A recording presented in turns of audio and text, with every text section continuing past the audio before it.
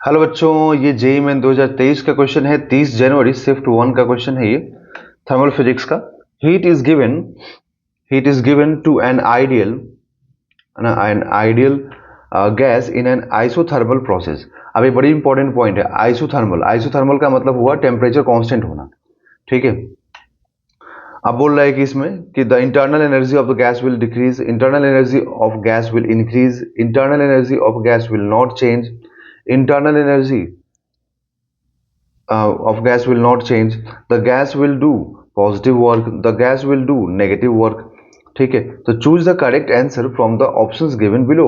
पूछ रहा है इसमें से कौन सा ऑप्शन करेक्ट होगा। और ऑप्शंस में क्या बोला है कि ए बी सी डी दिया हुआ, मतलब ऐसे मार्किंग करके। मतलब आपको सीधे बताना है कि इन सारे पांचों स्टेटमेंट्स में से कौन कौन कौन से स्टेटमेंट्स करेक्ट हैं। ठीक है, तो सबसे पहले मैं आपको समझा दूं कि आइसोथर्मल का मतलब होता है टेम्परेचर कांस्टेंट होना, है ना। तो आइसोथर्मल का मतलब हुआ यहां पर टेम्परेचर कांस्टेंट होना।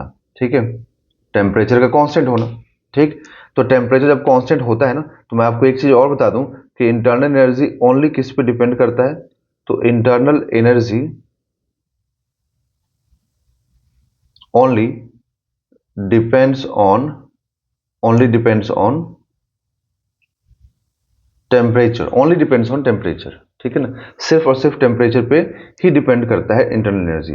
मतलब अगर टेम्परेचर कांस्टेंट है तो चेंज इन टेम्परेचर क्या होगा, जीरो होगा। ठीक है, तो इंटरनल एनर्जी की बात करें तो ये होता है n C V delta T.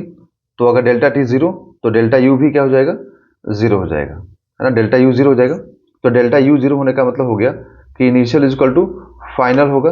That means कि कांस्टेंट होगा, है ना, कांस्टेंट होगा। तो initial equal to final that is means कि कांस्टेंट होगा। ठीक है, तो इंटरनल एनर्जी चेंज नहीं होगा, वो कांस्टेंट रहेगा। अब अगर हम फर्स्ट लॉ ऑफ थर्मोडायनेमिक्स से देखें, वहां से बात करें, तो फर्स्ट लॉ ऑफ थर्मोडायनेमिक्स के अकॉर्डिंग क्या हुआ, तो delta Q is equal to, है ना, यू प्लस डेल्टा डब्ल्यू, है ना, डेल्टा डब्ल्यू। अगर आप इसको डेल्टा यू लिखना चाहें तो वो भी लिख सकते हैं, बट डेल्टा यू तो क्या हो जाएगा, जीरो। तो यहाँ पर जो हीट है वो डायरेक्टली किसके बराबर हो गया, वर्क डन के।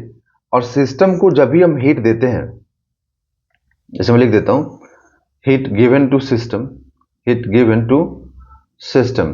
तो जब भी हम सिस्टम को हीट देंगे ना, तो वो हीट ऑलवेज क्या होगा, पॉजिटिव होगा, है ना, वो हीट ऑलवेज पॉजिटिव होगा। तो अब यहाँ पर तो दोनों आपस में इक्वल है। इसका मतलब कि सिस्टम को हीट दिया था आपने पॉजिटिव, मतलब ये पॉजिटिव हुआ तो ये पॉजिटिव होगा, तो वर्क डन भी पॉजिटिव होगा। ठीक है, तो वर्क डन फिजिक्स में क्या होता है, फिजिक्स में वर्क डन पॉजिटिव होने का मतलब होता है कि वर्क डन पॉजिटिव होने का मतलब हुआ कि सिस्टम ने वर्क किया है, दैट मीन्स कि एक्सपेंशन हुआ है ना, एक्सपेंशन हुआ है।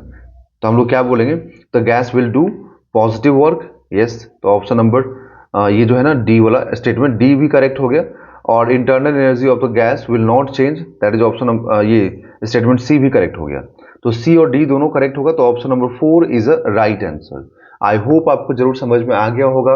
देन मैं उम्मीद करता हूं कि आप जरूर इस वीडियोस को लाइक कीजिएगा, चैनल को सब्सक्राइब कीजिएगा। थैंक यू बच्चों।